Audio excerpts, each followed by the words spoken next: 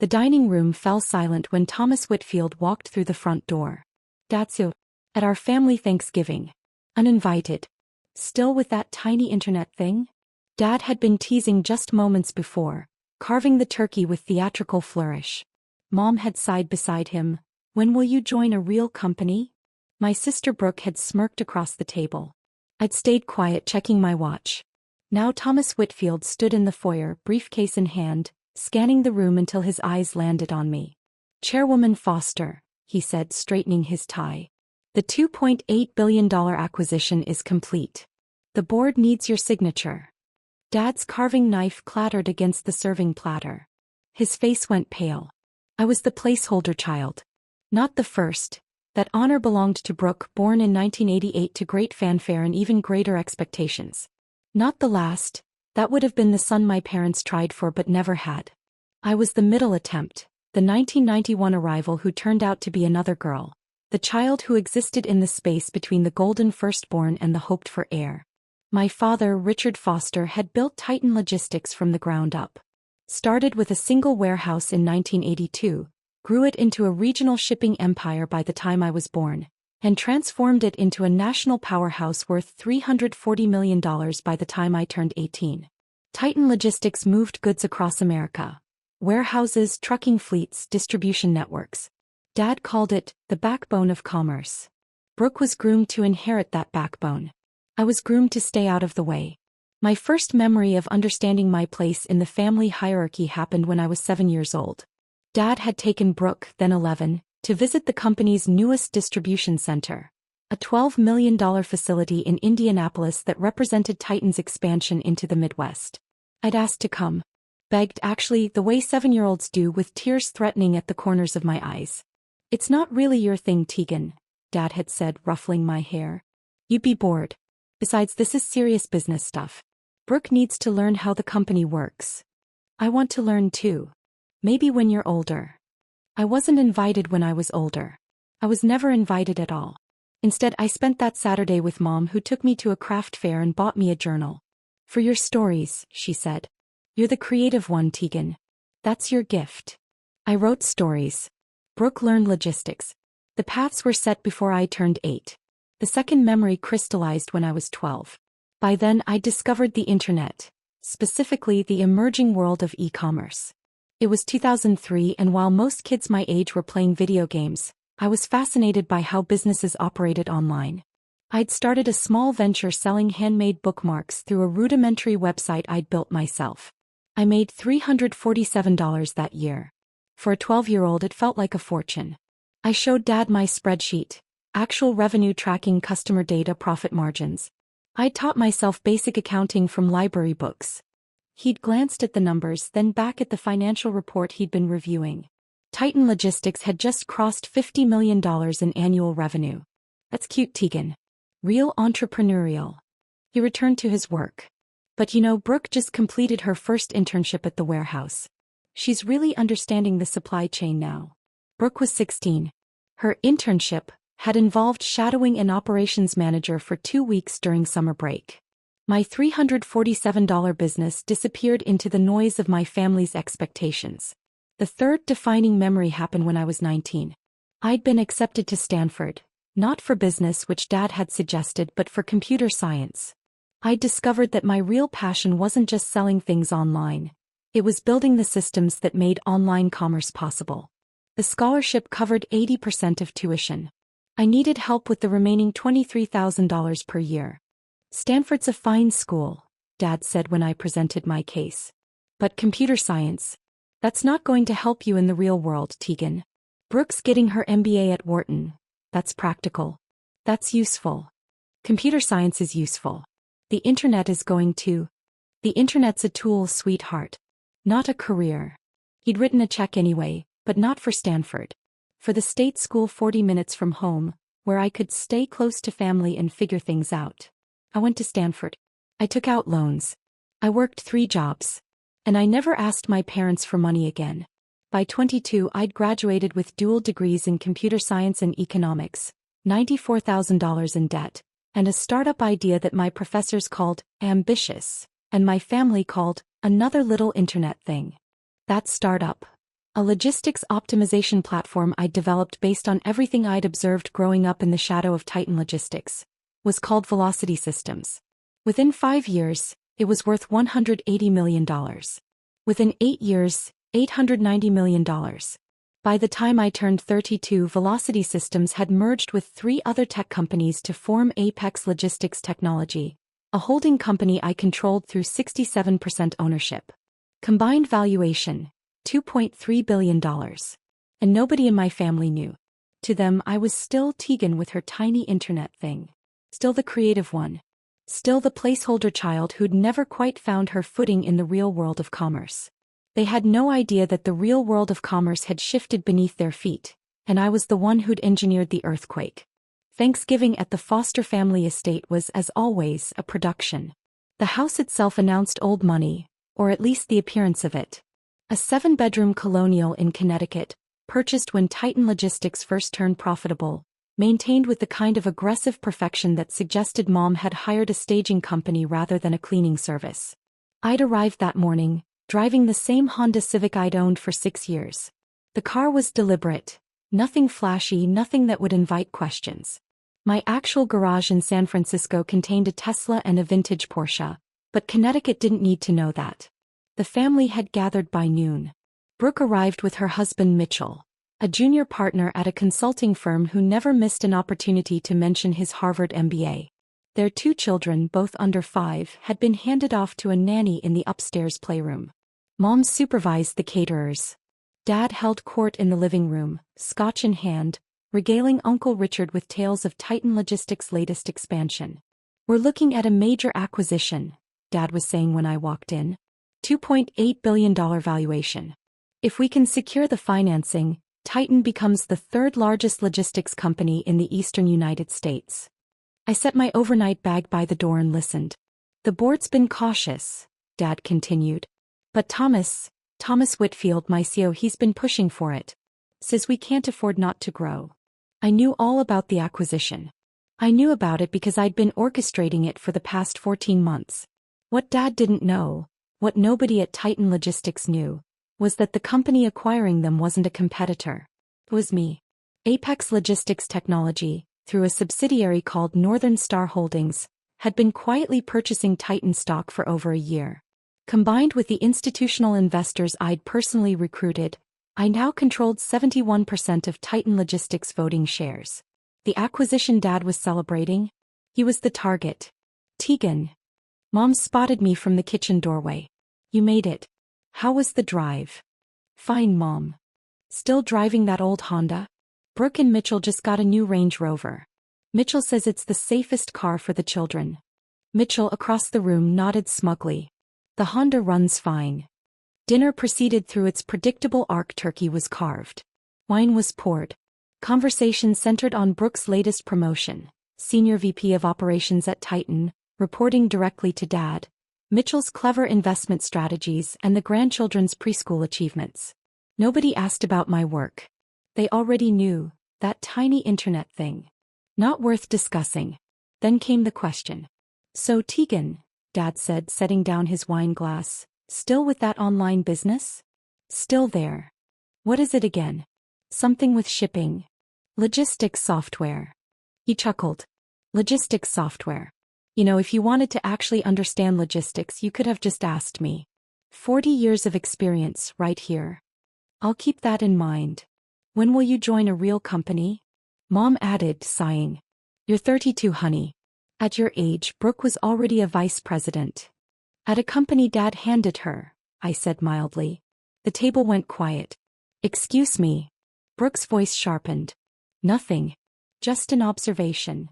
Dad cleared his throat. "Now let's not." The doorbell rang. Everyone looked toward the foyer. We weren't expecting anyone. Mom stood. "I'll get it." She returned 30 seconds later, her face arranged in the particular expression of polite confusion she reserved for unexpected visitors. Behind her stood Thomas Whitfield. Thomas Whitfield was 63 years old, silver-haired, impeccably dressed even on a holiday. He'd been CEO of Titan Logistics for 8 years. Dad's hand-picked successor, the man trusted to run the company while Dad transitioned to chairman. What Dad didn't know was that Thomas and I had been in communication for 14 months. It had started with due diligence. When Apex Logistics Technology began acquiring Titan stock, I'd needed inside information. Not illegal insider trading, but the kind of operational intelligence that comes from actually understanding a company. Thomas, to his credit, had figured out who was buying before anyone else. He'd reached out through intermediaries. We'd met in person twice in San Francisco. He'd asked questions. I'd answered them. By the end of our second meeting, Thomas Whitfield understood exactly what was happening and had made his choice. He would stay on as CEO under new ownership. In exchange, he'd help ensure the transition went smoothly. The acquisition had closed that morning. Thanksgiving Day. The timing wasn't accidental. Thomas. Dad rose from his chair, surprise and concern warring on his face. What are you doing here? Is something wrong with the deal? Thomas stepped into the dining room, briefcase in hand. His eyes swept across the family. Mom, Brooke, Mitchell, Uncle Richard and Aunt Patricia, the various cousins who'd gathered for the holiday, before settling on me. Good evening, everyone. I apologize for interrupting your celebration. He straightened his tie. Chairwoman Foster, the $2.8 billion acquisition is complete. The board needs your signature on the final transfer documents. The silence that followed was absolute. Dad's carving knife, still in his hand from earlier, slipped and clattered against the serving platter. Turkey juice splattered across the white tablecloth. Chairwoman Foster. Mom's voice came out as a whisper. Thomas set his briefcase on the sideboard and produced a leather portfolio. Ms. Foster, Tegan Foster, is the majority shareholder of Apex Logistics Technology, which as of 3 p.m. today owns 71% of Titan Logistics voting shares. She's also the chairwoman of Apex's board, which means she's now the effective owner of this company. Brooke's wine glass tumbled from her fingers. Red liquid spread across the tablecloth like a blood stain. That's impossible, Dad said, but his voice had gone hollow. The acquirer was Northern Star Holdings, some private equity firm out of Delaware. Northern Star Holdings is a subsidiary of Apex Logistics Technology, Thomas said. The corporate structure was designed to maintain confidentiality during the acquisition process. Quite common in deals of this magnitude. But Tegan runs some kind of internet startup. Dad turned to me, his face cycling through confusion, disbelief, and something approaching fear. You sell software. You told me you sell software. I do sell software, Dad. Logistics optimization software. The same software that Titan Logistics licensed 3 years ago to improve your shipping efficiency. Another silence. Wait, Brooke said slowly. Velocity Systems. That's your company. That's one of my companies. But Velocity Systems is worth $890 million at last valuation. But Apex Logistics Technology, the holding company I formed from Velocity and 3 other acquisitions, is worth $2.3 billion.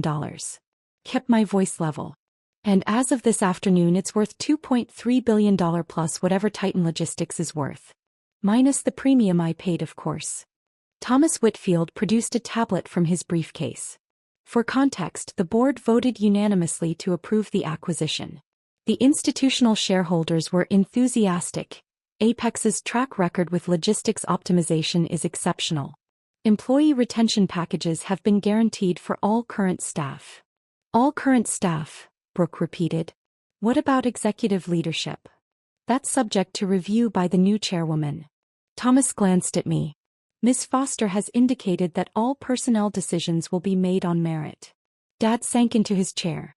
The color had drained from his face entirely. You bought my company.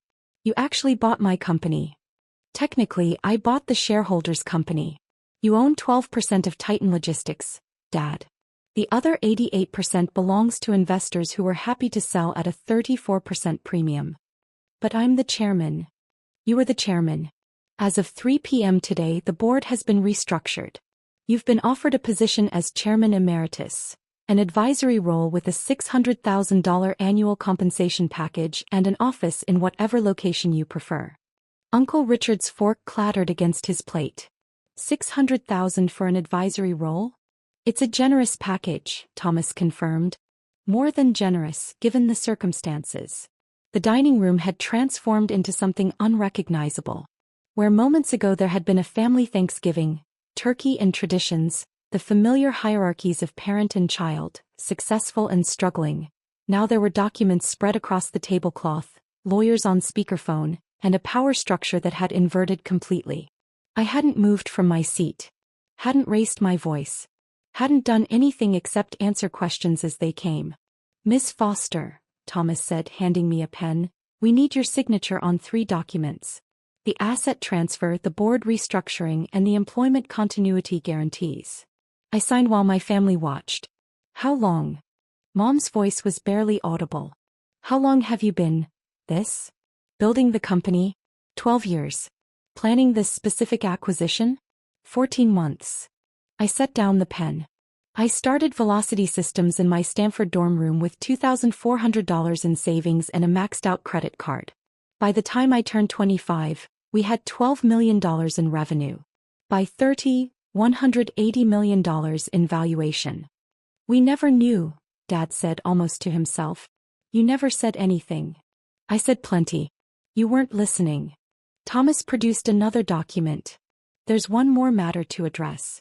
The board has requested a formal review of executive compensation at Titan Logistics.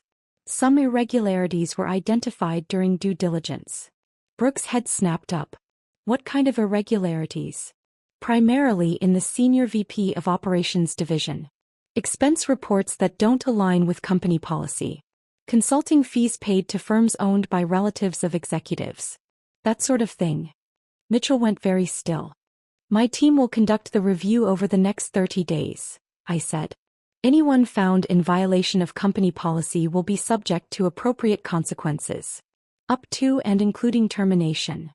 "You're going to fire your own sister?" Brooke's voice cracked. "I'm going to conduct a fair review. If you've done nothing wrong, you have nothing to worry about."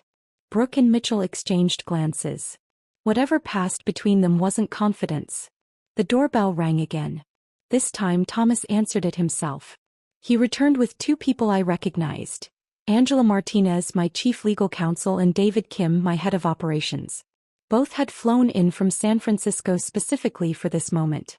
"Chairwoman Foster," Angela said, handing me a leather portfolio.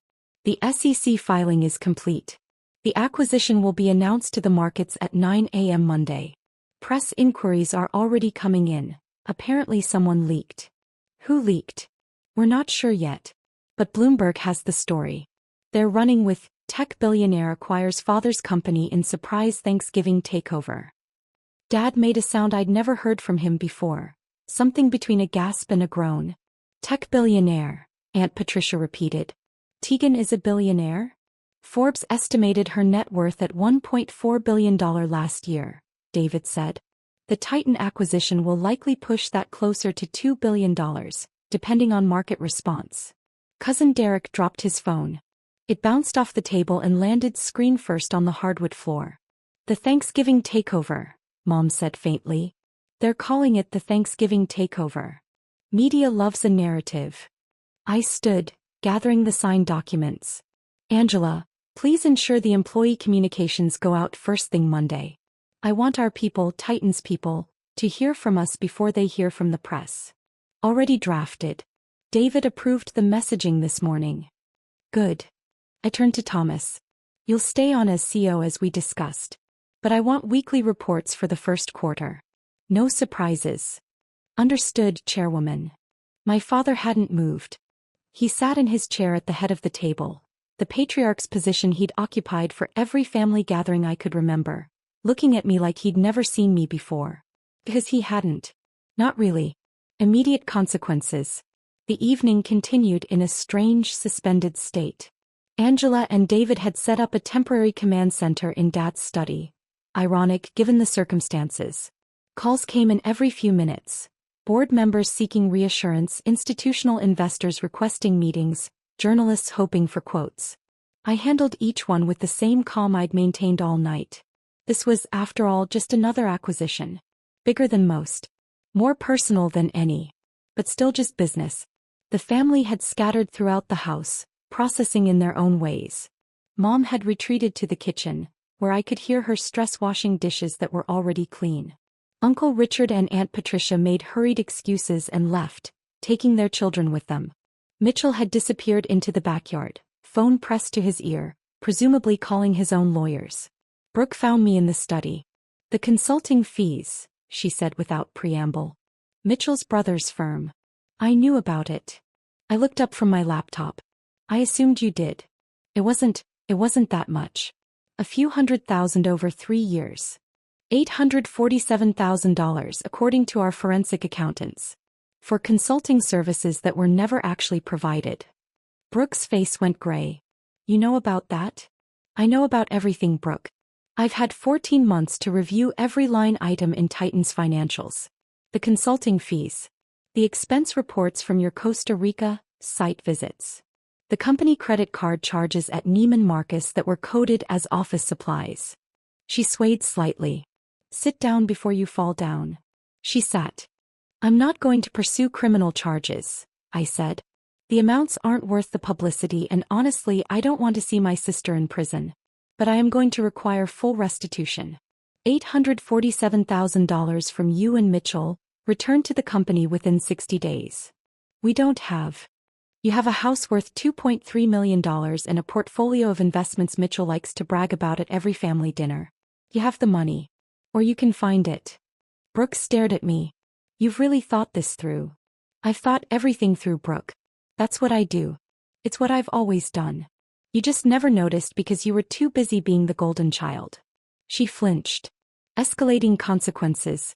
Over the next 3 weeks the consequences cascaded. The forensic review uncovered more than just Brooke's consulting fee scheme. Dad, it turned out, had been using company resources for personal expenses for years. A beach house in the Hamptons technically owned by a Titan subsidiary, a private jet that showed up on the books as executive transportation, but flew exclusively to his golf destinations. Mitchell's brother's firm wasn't the only shell company receiving payments for services never rendered. The total irregularities exceeded $4.2 million. I presented the findings at a board meeting 2 weeks after Thanksgiving. Dad sat across the table from me, the same man who'd told me computers were not really my thing, who'd funded Brooke's Wharton MBA while making me take out loans for Stanford, who'd spent 30 years building a company while telling me I wasn't suited for business. "These are serious governance failures," I said, laying out the documentation. "The board will need to decide on appropriate remediation." Dad cleared his throat. "As Chairman Emeritus, I'd like to suggest that we consider the historical context." "You're not Chairman Emeritus yet, Dad. That appointment is pending the board's review of these findings." Kept my voice level. The advisory role I offered was contingent on clean financials. These aren't clean. The board voted to reduce Dad's compensation package by 40% and require repayment of $1.8 million in improperly allocated expenses. The beach house would be sold. The jet would be grounded. Brooke's position was eliminated entirely, restructured, in corporate speak. She was offered a severance package and 6 months of career counseling services. Mitchell was referred to the State Bar Association for ethics review. His law firm, when they learned about the investigation, asked for his resignation. Final consequences. By Christmas, the Foster family had transformed entirely. Dad spent his days in the Hamptons beach house, the one he'd been forced to purchase from Titan at fair market value, avoiding calls and declining invitations. Mom had filed for legal separation, citing irreconcilable differences and financial betrayal. The forensic review had revealed several expenses Dad had hidden from her as well. Brooke and Mitchell were selling their Connecticut mansion to cover the restitution payments. Their marriage, strained by the sudden reversal of fortune, showed cracks at every family gathering. Me. I was running 2 companies now, Apex Logistics Technology and the reformed Titan Logistics. The integration was proceeding ahead of schedule. Employee satisfaction scores were up 23%. Stock price had increased 41% since the acquisition announcement. The media called it the most surprising corporate story of the year. Harvard Business Review was writing a case study. Forbes had requested an interview for their 30 Under 40 retrospective. But none of that mattered as much as what happened on Christmas Eve. I spent Christmas at my apartment in San Francisco. Not alone. Angela and David were there along with a few other team members who didn't have family obligations. We ordered Chinese food, watched movies, and didn't talk about work. But at 7 p.m. my phone buzzed with a text from an unknown number. Unknown, Tegan, it's Dad. Your mother gave me this number. I'd like to talk. If you're willing. I stared at the message for a long time. Then I called him. Tegan. His voice was different. Smaller somehow than I'd ever heard it. Thank you for calling. What did you want to say, Dad? Silence on the line. I waited. I've been reading about you, he finally said. Not the news articles. Everyone's seen those. But I found some old interviews. Tech blogs from when you were just starting out. A profile in Stanford's alumni magazine from 2018. I remembered that interview. I talked about growing up watching my father build a company, about how logistics was in my blood even if no one recognized it. There was a quote, Dad continued. You said, my father taught me everything I know about supply chains. He just doesn't know he taught me. I remember. Why didn't you ever tell me? About the company. About what you were building. The question had haunted me for 12 years. Now finally I had to answer it. I tried, Dad. I showed you my business plan when I was 12. I told you about Velocity Systems when I started it. I invited you to my first office opening, my first major funding round, my first acquisition. You said you were busy. You said it wasn't your kind of thing. You said. I know what I said. His voice cracked. I know. So I stopped trying. I built everything myself without your support, without your approval, without your acknowledgement. And somewhere along the way I realized I didn't need any of those things. I never had. But you bought my company. I bought a struggling logistics firm with excellent infrastructure and terrible management. The fact that it was yours was. I paused, choosing my words carefully. Coincidental. Was it? I thought about the question. The honest answer was complicated. No, I finally admitted. It wasn't coincidental.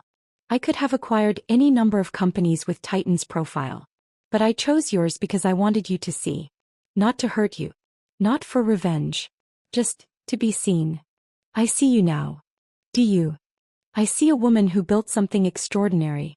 Who did it alone, without help, without encouragement, without anyone believing in her. He exhaled shakily. I see my daughter. And I'm ashamed that I didn't see her sooner. I let the words settle. What do you want from this call, Dad? I want the chance to know you. The real you. Not the version I invented in my head, but the person you actually became. He paused. I know I don't deserve it. I know I can't undo what I did. But I'd like to try. If you'll let me. I walked to my window looking out at the San Francisco skyline. The city where I'd built everything. The city my family had never visited. I'm not ready to forgive, I said. 32 years of being invisible isn't erased by one phone call. I understand. But I'm not closed to the idea of something. Eventually. If you're willing to put in the work. What kind of work? The kind where you listen instead of lecture. Where you ask questions instead of giving answers. Where you treat me like a colleague instead of a disappointment. I paused. The kind where you actually get to know me, not the idea of me you've been carrying around all these years. Silence. Then, I can do that. I want to do that. Then we'll see. I ended the call and stood at the window for a long time, watching the lights of the city sparkle against the December darkness. Behind me, my team was laughing at something on television. Ahead of me was a new year, a new chapter, a company to run and an empire to build. The little girl with the tiny internet thing had grown up. She'd built something extraordinary, something that couldn't be dismissed or diminished or ignored. And finally, impossibly, her family was starting to see it. Not because they wanted to. Because they had no other choice. And somehow that was enough. Not forgiveness. Not reconciliation. Just the quiet satisfaction of being exactly who I'd always been. Visible at last, undeniable, entirely on my own terms. The Thanksgiving takeover, they'd called it. I preferred to think of it as the moment I finally came home.